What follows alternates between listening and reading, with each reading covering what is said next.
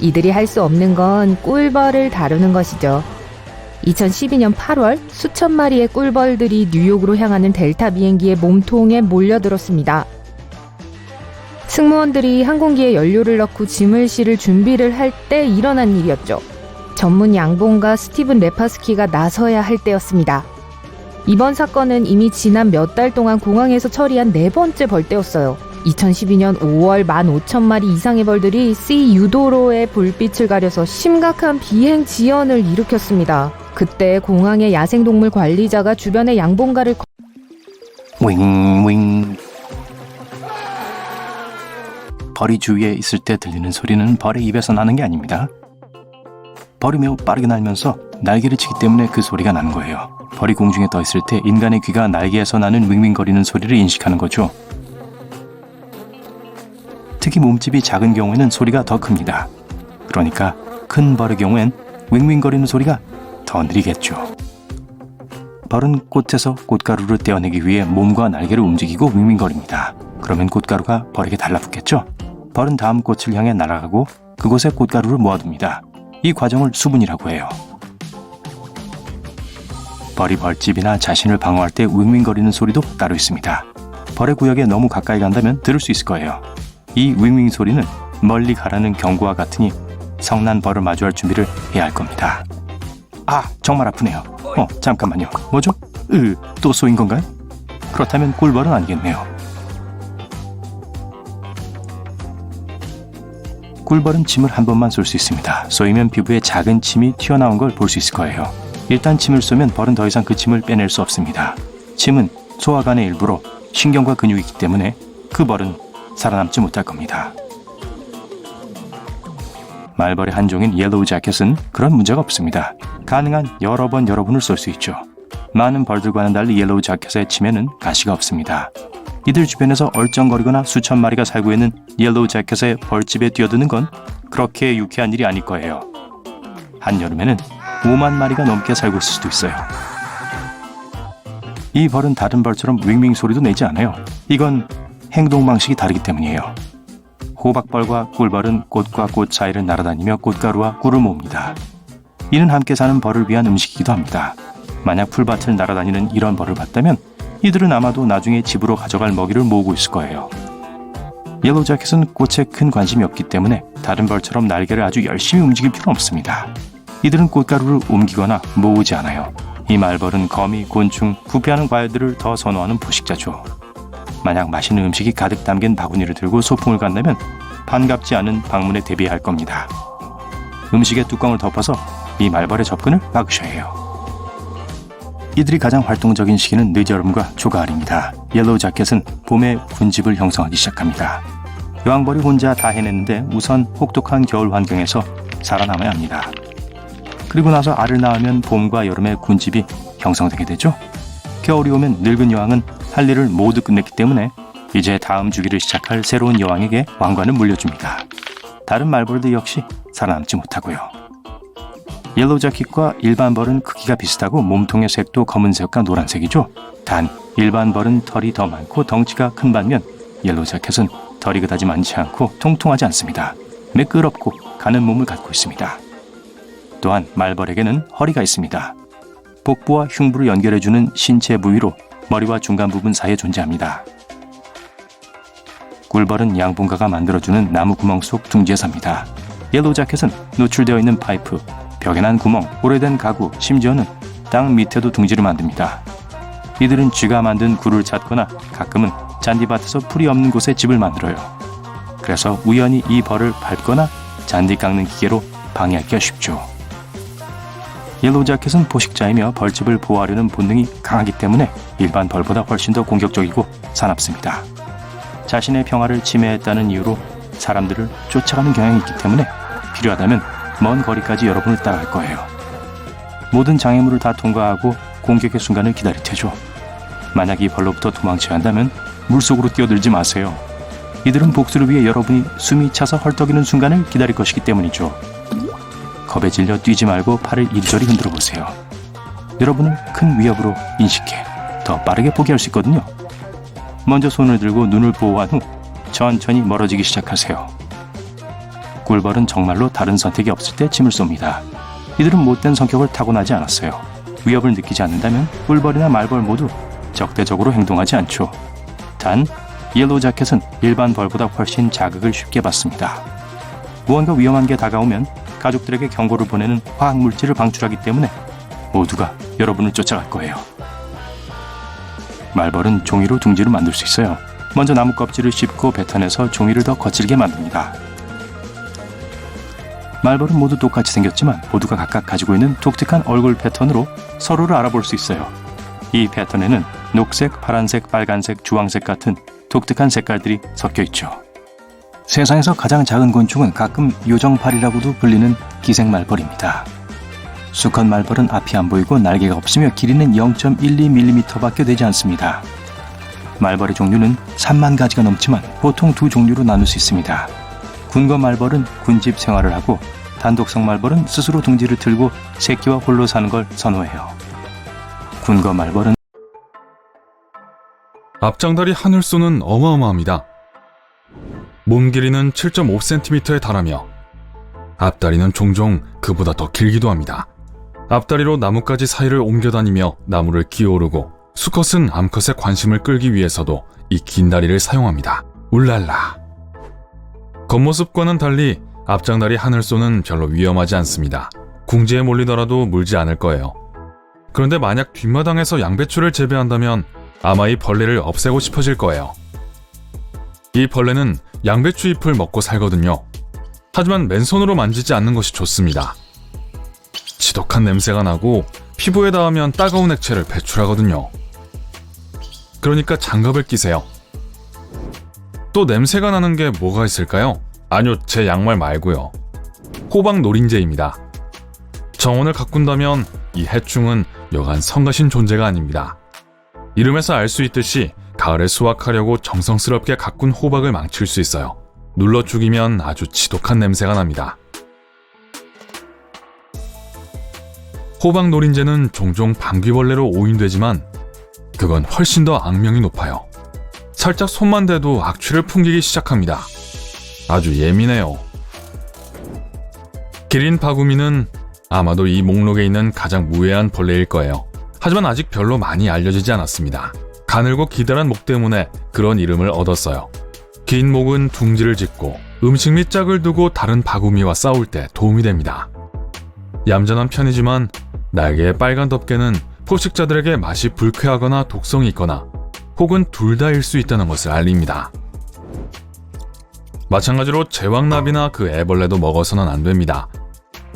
이 아름다운 곤충은 종종 애완동물로 길러지는데 한때 미국의 국가곤충으로 선택될 뻔했어요. 하지만 거의 알려지지 않은 사실은 독성이 강하다는 것입니다. 제왕나비는 박주가리를 먹고 사는데 강력한 독소를 함유한 식물입니다. 제왕나비는 그것에 대한 면역력을 얻었고 그 부작용으로 나비는 몸의 독소를 축적합니다. 그래서 새와 다른 포식자들에게 매우 맛없는 먹이가 되죠. 독소의 농도가 너무 높아 우연히 혹은 의도적으로 제왕나비의 애벌레를 먹은 사람도 상당히 불쾌한 결과를 경험할 수 있습니다. 거저리 딱정벌레는 거의 모든 곳에서 흔하게 볼 수 있으니 여러분도 본 적이 있을 거예요. 흔히 발견할 수 있는 곳은 양계장입니다. 종종 농장에서 거저리 유충을 새들에게 먹이로 주는데 거기에 바로 위험이 도사리고 있습니다. 거저리 유충은 닭과 인간에게까지 퍼질 수 있는 많은 질병을 옮깁니다. 또한 닭사료는 물론 심지어 농장 단열재까지 먹는 것을 좋아하기 때문에 닭사료로서 최고의 선택은 아닙니다. 거저리 성충은 독을 생산하는데 적은 양으로는 해롭지 않지만 고농도에서는 알레르기를 일으킵니다. 만약 양계장에 가거든 반드시 거저리 성충은 피하세요. 가루는 다양한 모양과 색깔을 갖고 있지만 모두 두 가지 공통점을 가지고 있는데요. 길고 가느다란 다리와 날카롭고 검처럼 생긴 주둥이입니다. 긴 다리로 거의 어느 곤충보다 더 빨리 달릴 수 있어요. 사실 너무 빨리 달려서 사냥을 할 때는 종종 멈춰서 몇 초 동안 주위를 둘러봐야 합니다. 눈과 뇌는 배경을 충분히 빨리 처리할 수 없기 때문에 주변 풍경이 로딩되기를 기다려야 합니다. 대부분의 가루는 해롭지 않지만 등에 오렌지색 무늬가 있다면 만지지 마세요. 이 벌레는 스스로를 보호하기 위해 청산가리를 생산합니다. 그리고 동물과 사람 모두에게 큰 해를 끼칠 수 있어요. 만약 가르를 만지고 나서 입이나 눈을 문지르면 심각한 자극을 일으킬 수 있습니다. 보세요. 저기 꽂혀 있는 멋진 무늬 보이세요? 인상주의 그림처럼 보여요. 어떤 의미에서는 그렇습니다.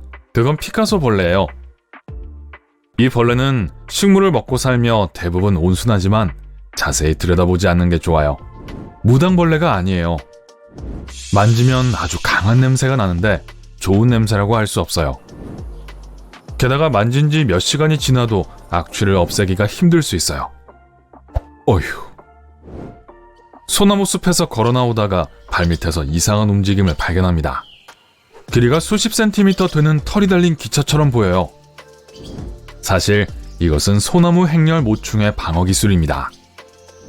서로를 보호하기 위해 큰 무리를 지어 줄을 지어 이동합니다. 매우 특이한 광경이긴 하지만 행렬을 방해하는 건 좋은 생각이 아니에요. 각 열차는 수백 개의 바늘처럼 날카로운 털을 가지고 있어요. 만약 맨손으로 만진다면 먼저 날카로운 고통을 경험하고 그 다음에는 다른 불쾌한 반응들이 일어날 거예요. 포식자들은 그런 이유 때문에 소나무 행렬 모충을 좋아하지 않아요. 장수말벌은 대부분 아시아 국가에 서식하지만 2019년 북미에서 발견되었습니다. 장수말벌은 크고 노랗고 악랄합니다. 장수말벌을 다른 벌이나 말벌과 혼동하는 것은 불가능해요. 훨씬 더 크고 훨씬 더 공격적이거든요. 하지만 장수말벌이 가장 끔찍한 이유는 침입니다. 꿀벌의 침보다 3배 이상 더 길어요. 이 침에는 매우 강력한 독이 들어있고 장수말벌에게 여러 번 쏘이면 심지어 큰 동물도 당할 수 없어요. 인간도 예외는 아닙니다. 더 나아가서 장수말벌은 눈을 향해 독을 뿌릴 수도 있습니다. 말할 필요도 없이 그건 잊을 수 없는 경험이 될 거예요. 아시다시피 전갈은 흥미로운 작은 생물이죠. 다리 6개, 집게 2개, 그리고 강력한 침을 가졌죠. 이제 인간들도 자신을 보호하기 위한 외골격이 있다면 어떨까요? 자, 외골격은 곤충과 파충류에 발견되는 복잡한 물질인 키틴으로 주로 이루어져 있어요. 그 외골격 덕분에 이 작은 생물들은 스스로를 방어하고 초인적인 힘을 발휘할 수 있어요. 여러분이 만약 전갈 외골격을 착용한다면 원하는 아무 건물을 기어 올라갈 수 있을 거예요. 앞에 커다란 발톱으로 물건을 잡기도 쉽고 심지어 자르기도 쉬울 거예요. 그런데 과자 봉지 뜯는 건 좀 어려울지도 모르겠네요. 하지만 밤에 자외선 관련해서 문제가 있을 거예요. 그게 여러분을 다치게 하거나 상처내진 않겠지만 분명 어둠 속에서 빛이 날 거예요. 누군가에게 몰래 다가갈 때 딱히 이상적인 건 아니죠. 전갈의 꼬리에는 독이 있고 위험한 침이 들어있어요. 그걸로 방해되는 사람을 쏠 수도 있는데다가 충분히 길어서 안전한 거리에서 자신을 방어할 수 있어요. 전갈은 전 세계에 살고 있어요. 얼어붙은 얼음 풍경에서부터 타는 듯한 뜨거운 사막에 이르기까지 가장 가혹한 환경에서도 살죠. 만약 얼면 전갈은 태양 아래서 몸을 해동할 수 있어요. 다음 생물도 발톱 2개와 다리 6개를 갖고 있지만 침은 없어요. 바로 힘센 개예요. 껍질은 전갈 껍질보다 훨씬 더 강하고 놀랄 정도로 빠르죠. 그러니 이걸 입은 여러분은 정말 강해질 거예요. 단점은 옆으로만 걸을 수 있다는 거죠. 그리고 저 같은 사람들에게는 맛난 음식이 될 거예요. 전 세계에는 각각 특별한 기술을 가진 5,000종의 개가 있어요. 개 코스튬을 입으면 분명 땅 파기의 달인이 될 거예요. 물론 옆으로 하겠지만 그 다리와 집게로 일을 해낼 수 있어요. 개에게서 영감을 받은 바디수트가 있다면 아마 땅 파기를 위해 만들어졌을 거예요. 심지어 물속에서 일할 수도 있을 겁니다. 민첩하고 강하고 멋져 보일 거예요. 개미 수트를 입은 인간들은 건설 현장을 지배할 겁니다. 개미는 전 세계 대부분의 지역에 서식하며 수적인 힘에 의존해요. 하지만 그게 각각의 작은 개미들이 약하다거나 그런 건 아니에요. 오히려 반대죠. 사람들이 무거운 물건을 들어올리도록 도와주는 외골격 수트가 이미 시중에 있어요. 하지만 개미의 실제 힘을 사용하는 것은 판도를 바꾸는 일이 될 거예요. 개미는 자신의 몸무게에 약 1000배를 들어올릴 수 있거든요. 때를 지어 개미들은 땀 한 방울 흘리지 않고 들판을 가로질러 새를 끌고 갈 수 있어요. 더 놀라운 것은 개미들이 물건을 들고 벽을 타고 올라가거나 거꾸로 갈 수도 있단 거예요. 한 무리의 사람들이 엠파이어 스테이트 빌딩 옆으로 전투기를 끌고 올라가는 걸 상상해 보세요. 더 이상 불도저나 크레인이 필요하지 않을 거예요. 집에서 따뜻한 담요를 덮고 차를 즐기고 있는데 갑자기 커다란, 아니 거대한 모기가 보여요. 기다랗게 흐느적거리는 다리는 손바닥 너비만 하고 여기저기 장애물에 부딪히며 날아다닙니다. 이상한 외모에도 불구하고 여전히 무시무시해요. 말라리아를 옮기는 건 아닐까요? 자는 동안 사람을 잡아먹지는 않겠죠? 천천히 괴물의 주의를 끌지 않으면서 편안한 의자에서 일어나 욕실로 달려가서 문을 잠그고 휴대폰 브라우저를 엽니다. 잠시 후 안도의 숨을 내쉽니다. 알고 보니 그냥 각닭이었어요. 모기가 아니에요. 흉포한 짐승처럼 보이지만 실제로는 평화롭고 무방비 상태예요. 많은 각닭이가 입이 없어서 전혀 먹지 않고 입이 있는 종류들은 달콤한 꽃즙만 먹어요. 각닭이는 나는 모습이 매우 서툴러요. 거대한 몸과 긴 다리에 비해 날개가 너무 짧은 데다가 속도도 느려서 잡기가 쉽습니다. 새와 개구리, 박쥐와 고양이도 각닭이를 간식으로 즐겨요. 각닭이가 잡아먹히는 것을 피할 수 있는 유일한 방법은 다리 하나를 버리는 거예요. 각닭이 다리는 건드리지 않아도 쉽게 떨어져요. 하지만 아직도 각닭이가 위험하지 않다는 것이 믿어지지 않는다면 이 사실이 도움이 될 거예요. 각닭이는 여러분이 수영하려고 하는 물이 깨끗한 물인지를 알려줍니다.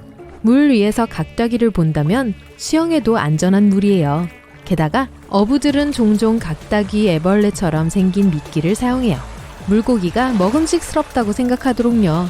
하지만 구글을 검색하다가 다른 이상하고 희한한 벌레들에 대해 읽는데 몰두하게 됩니다. 예를 들어 인면 노린재가 있어요. 악취를 뿜는 벌레인데 인간에게는 냄새가 나지 않아요. 다른 벌레들을 유인하는 페로몬을 방출하여 근처에 음식이 있다는 것을 알립니다. 이 벌레의 가장 특이한 특징은 그 이름으로 알 수 있어요. 인면 노린재의 등에는 사람 얼굴 무늬가 있어요. 붉은색의 3개의 검은 점이 그려져 있죠.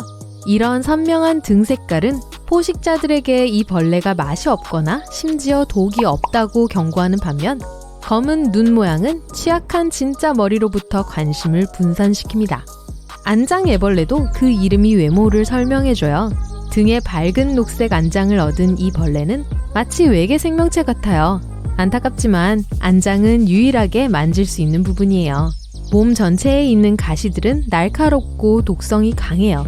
등을 톡톡 두드려주고 싶다면 다른 곳은 절대 만지지 마세요. 자, 다음은 타이탄 딱정벌레예요. 세상에서 가장 큰 딱정벌레를 만나보세요. 손바닥 크기만큼 자랄 수 있어요. 야생에서 이 벌레를 보는 것은 충격적인 경험이 될 수 있어요. 특히 얼굴 옆을 스쳐 날아간다면요. 하지만 겁먹지 마세요. 다행히도 먼저 해치려고 하지 않는 한 순에서 물지 않을 거예요. 만약 화나게 만들었다면 절대 주둥이에 손이 닿지 않도록 하세요. 이 벌레가 쉿소리를 내고 물어뜯으면 연필을 절반으로 부러뜨릴 수 있어요. 흥미로운 것은 다 자란 타이탄 딱정벌레는 먹이를 전혀 먹지 않는다는 거예요. 생존을 위해 먹지 않아도 돼요. 애벌레 시절에 충분한 에너지를 섭취해서 다 자랄 때까지 충분한 영양을 공급받아요. 부러운 능력이죠? 훨씬 더 위협적으로 보이는 벌레는 자이언트 웨타입니다.